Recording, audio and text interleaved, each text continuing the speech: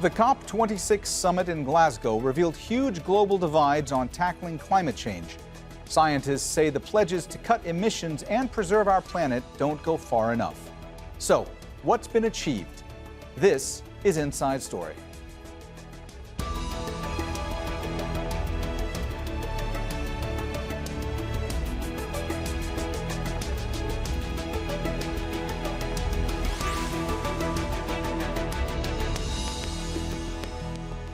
Hello and welcome to the program. I'm Mohammed Jamjoom. The UN COP26 summit in Glasgow was called our last chance to combat the climate crisis. Representatives from nearly 200 countries spent the past 2 weeks debating how to limit global warming to 1.5 degrees Celsius from pre-industrial levels. Negotiations went past Friday's deadline. Delegates disagreed on the wording of the final agreement. Contentious issues include phasing out fossil fuel subsidies and funding for developing nations to adapt. Tuvalu's foreign minister even delivered an address knee-deep in seawater to show how low-lying Pacific Island nations are sinking as sea levels rise. We'll bring in our guests in a moment. First, here's what the president of COP26 had to say. This is our collective moment in history. This is our chance to forge a cleaner, healthier, more prosperous world. And this is our time to deliver on the high ambition set by our leaders at the start of this summit. We must rise to the occasion. Andrew Simmons has this report from Glasgow. COP26 has really been a summit of two halves. The first week had some really ambitious projects. Coalitions of the willing came forward with 100 countries pledging to cut 30% of highly toxic methane emissions by 2030. There was an agreement on deforestation, cutting it right back by the same time period, 2030, the deadline. More than 40 countries committed to shifting away from fossil fuels, some very new countries in there. Now, these were projects outside of COP26, outside of the Paris Agreement, and they really did serve to give a lot of hope for the proceedings. Nevertheless, at the weekend, we saw demonstrations right the way across the world. Tens of thousands amassing in the streets of Glasgow on Saturday, making the point that really COP26 was going nowhere based on what it had achieved so far in terms of the Paris Agreement, in terms of tackling emissions. And emissions have been the center point of proceedings in week two. One of the problems had been the wide variation in commitments countries were prepared to make to emissions and the frequency of declaring their goals. That had really caused a lot of angst throughout the second week. That, coupled with really targeting the issue of fossil fuel and whether or not to push that harder and harder. That does appear to have been the case. And so really you have now a situation where political will has been the primary point at the end of the day on where things get decided on and where we go from here. Andrew Simmons for Inside Story. Here are some of the pledges made during the past 2 weeks. China and the United States have announced they'll work together to keep temperature rises below 1.5 degrees Celsius. But the world's two biggest polluters have not given further details. More than 100 nations agreed to cut methane emissions by 30%, but countries with major agricultural industries such as Australia and China didn't sign up. They also failed to join a commitment by 40 countries to phase out coal power. India promised to cut emissions to net zero by 2070, 20 years later than the summit's goal. A $10.5 billion fund was launched to help developing nations transition to renewable energy. And 110 leaders pledged to end deforestation by 2030. Signatories include Brazil, where illegal logging of the Amazon rainforest is rising.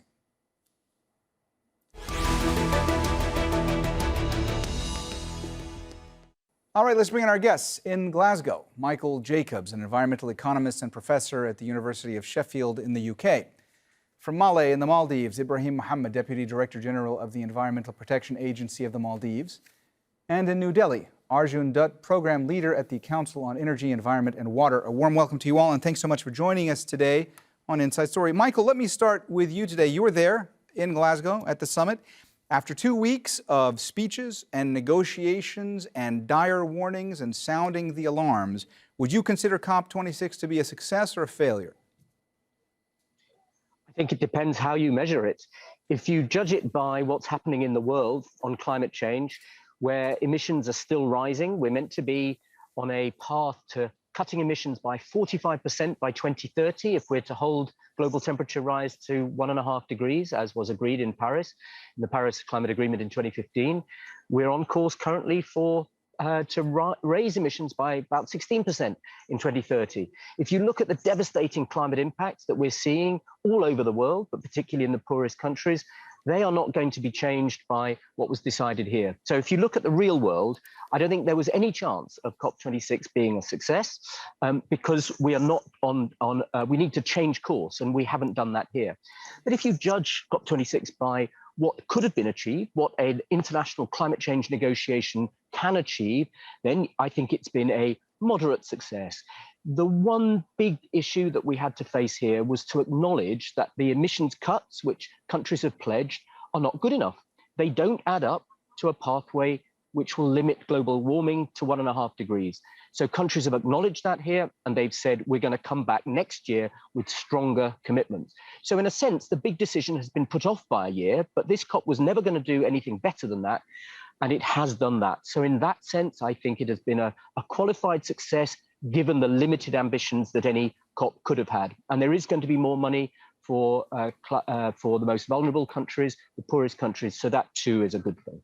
Arjun, Michael says he believes that it's a qualified success. I saw you nodding along to a lot of what he was saying, so I want to give you the chance to jump in because it looks like you wanted to. And I also want to ask you, from your perspective, from your perch there in New Delhi, what do you think has been achieved? Thank you. Well, from my perspective, COP26, they were billing it as make or break from the perspective of limiting global temperature rise to 1.5 degrees. If you measure it from that barometer, it has certainly not succeeded. I mean, there have been certain incremental progress made in areas such as finalization or working towards finalizing the implementation guidelines for carbon markets under Article 6. There have been enhanced decarbonization ambitions voiced by some developing countries. There has also been greater ambition in terms of commitments towards phasing out coal. But there has been progress on a number of very important areas, actually has simply not been enough. So Michael talked about climate finance. Actually, the progress made on climate finance is not sufficient to allow developing countries to decarbonize fast enough. And advanced or developed countries also miss the opportunity to enhance their decarbonization ambitions, both long-term as well as near-term, to align their trajectories with the 1.5 degree world. Mm-hmm. So I would say that there has been some progress made, but overall, I would say it is not a success. Michael, Arjun was just talking about the issue of financing. Of course, there have been a lot of pledges of financial aid. Those are all fine and good. They have been praised. But what I'm curious about is money actually getting from richer nations to developing countries fast enough. And you have raised exactly the same point there that many of the developing country delegates have been raising here, particularly the poorest countries and the ones that are suffering the most from climate change. If you look at the money that has so far been dispersed from richer countries to poorer ones, which at present, as far as we know up to 2019, only amounts to about $80 billion a year, which is less than the $100 billion a year that was meant to be provided by 2020. Most of that has gone into not the poorest countries, and it's not gone into adaptation, that is, coping with the climate change that countries are already experiencing. Most of it has gone into mitigation, that is, reducing emissions in areas like renewable energy. And that's good. Those are helping to cut global emissions. But a lot of that is for loans, so it's not really a gift. And it is going to countries which have stronger financial systems of their own, where the richer countries feel more confident that the money will be invested, and of course will make them a return if those are loans. And what the poorest and most vulnerable countries have wanted is grant money So that's simple grants for adaptation, for coping with climate change. And that has always been the poor relation, if you like, of climate finance. Only about a quarter of climate finance has gone to the poorer countries for adaptation. They wanted it doubled to half, at least. They would have liked more than that. And one of the good things about this agreement is that it does commit the developed world to providing around half, a doubling of current rates to go towards adaptation. Now, that needs to be in the form of grants, and that's not yet been specified. And many of the poorest countries say, you know, we're penalized because, many of the most vulnerable countries say we're penalized because we're experiencing major effects from climate change, but we're not poor enough to qualify for some kinds of aid. So there's still a lot of questions about the delivery of this money, and a lot of questions about exactly where it's gone. Developed countries are not very good at accounting for it. So a lot of work still to do, but some progress made, I think. I'm sure your guests from developing countries will have their own views on this too. Arjun, let me ask you about that. How big is the gap between what is needed by developing countries and what has been provided by rich countries? Right. So in terms of the scale of finance that would be needed, so let's say the reported figures, like Michael pointed out, are around 80 billion. And I'll stress reported, and I'll get to that in a moment. But in terms of what is needed, the scale of finance is more along the lines of 1 trillion annually, is what would be needed to actually set the world on a decarbonization pathway towards 1.5 degrees. And I want to stress that the current flows, as Michael pointed out, that there have been some criticisms on the actual accounting of these flows.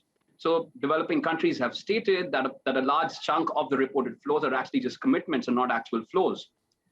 Some of the reported figures they say also do not represent new and additional flows.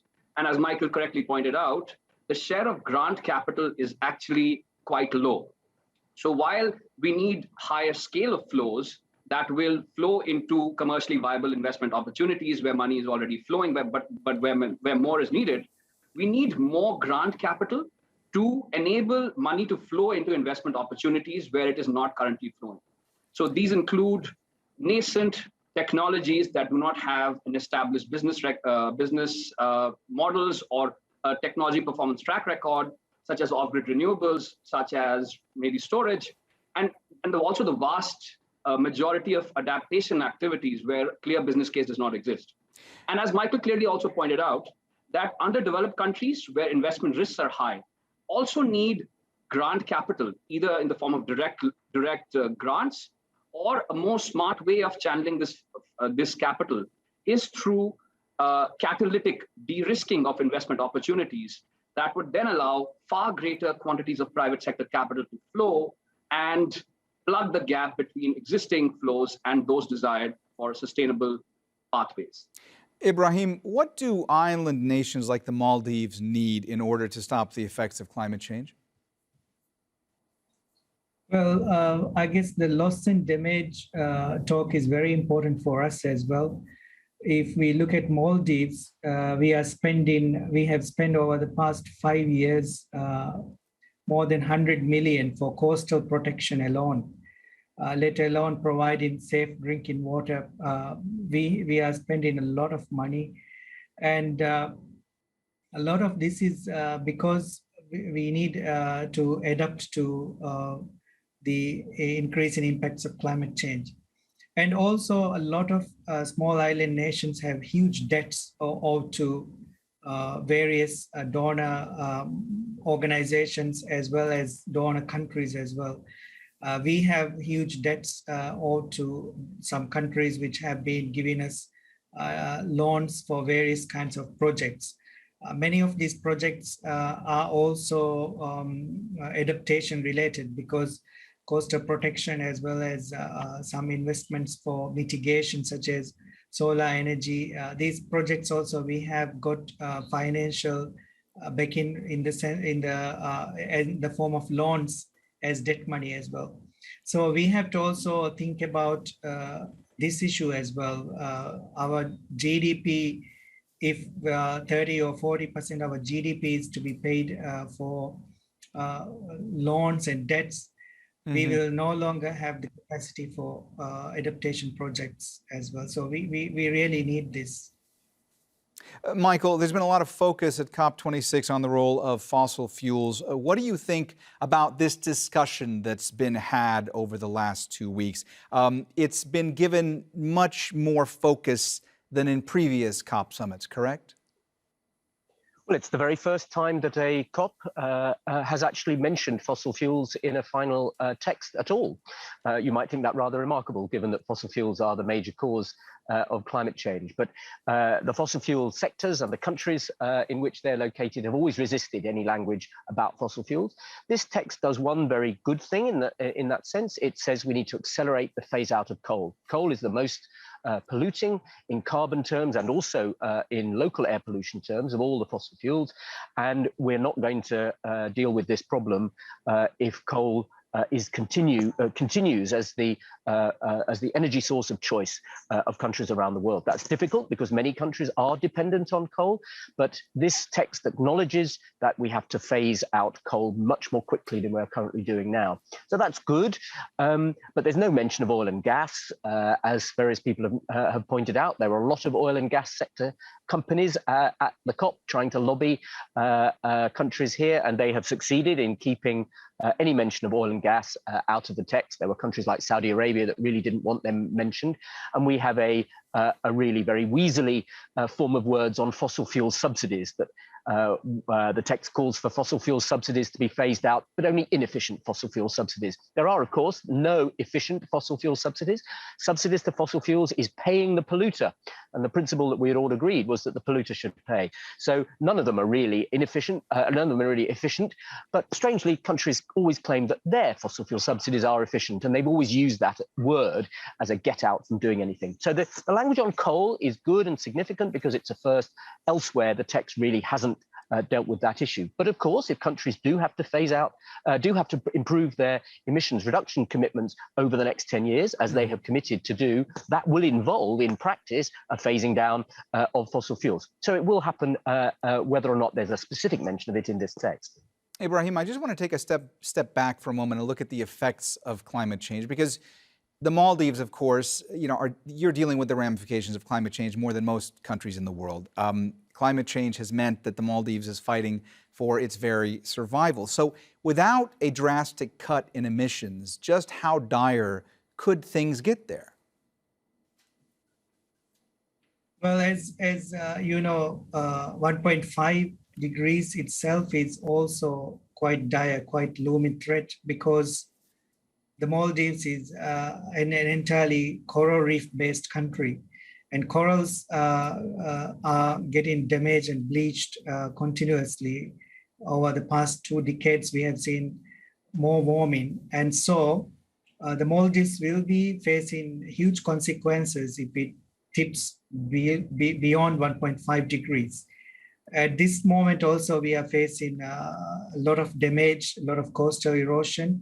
About 90% of our inhabited islands are faced with coastal erosion, and coastal engineering infrastructures to protect the coastal erosion from coastal erosion is quite huge expense, which will be in billions of dollars if we are to fortify all the 186 or so islands inhabited by people.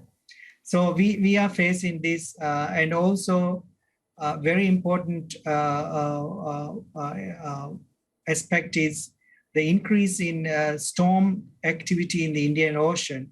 As the experts have said, the Indian Ocean is warming more rapidly than in the past decades, and so the storm activities in the Indian Ocean has increased, and the Maldives is now getting the impacts from these storms, which actually have more devastating effects on India and Sri Lanka and Bangladesh, but we are also facing the impacts of these as well. So 1.5 is the bare minimum that we need to survive, and beyond that will be quite devastating for small island nations like ours. Arjun, one of the biggest surprises to come out in the last couple of weeks was this agreement. China and the U.S. agreed to boost climate cooperation over the next 2 decades. That's something that took a lot of people by surprise. These joint steps that were agreed to by the world's 2 biggest carbon emitters to limit global temperature rise, are they going to be enough to really make a difference? It's a start. It's certainly encouraging. But, as Ibrahim was pointing out, that even 1.5 degree could result in dire consequences. The other thing to be, really mindful of in the climate change debate is the principle of equity and climate justice, where, of course, certain countries, such as the developed countries like the United States, but also China, in terms of its historical as well as projected emissions, are expected to corner the majority of the carbon space, leaving very little for developing countries. So while agreements between the US and China are a good start, what is needed is enhanced ambition from the major emitters. So essentially, for climate justice, we need developed countries and regions like the EU and the US to advance their net zero years. And also large emitters like China, which will, of course, are expected to or projected to corner the maximum carbon space, if you take into account both historical and future projections, should then also further advance their net zero years to give countries like the Maldives and other developing countries the room to meet their developmental needs, and then also gears or steer their economies towards net zero in a time frame that helps them balance these priorities. So in summary, we'd like the developed countries to advance to achieve net zero first, countries like China, which are of course also very large emitters, to achieve net zero next, and other developing countries to then achieve net zero based on their respective circumstances. And if I might just add a quick point to what Michael mentioned, what the draft text also interestingly mentions a just transition in addition to phasing out coal. So a portion of the climate finance that we talked about should also be directed towards achieving a just transition in tandem with the phasing out of coal. Ibrahim, where do we go beyond just political action at this point? What needs to be done from a business, community, and individual level in order to really limit climate change? Well, at local level, in our countries as well, democracy, transparency, human rights, these are also critical issues. I believe not all developing nations or small island nations have the social justice and equity part at local level very highly integrated in their policies, planning, and strategies. And also the transparency with regard to the climate finance. These needs to be boosted. And when the projects are being implemented, the local communities need to be engaged more. And also with regard to awareness and education, not just at school level, but at community level, we need to boost it as well. Arjun, we only have about a minute and a half left. Let me just ask you, do you at this point have a sense of hope that enough goodwill will come out of this summit and that it will actually lead to change?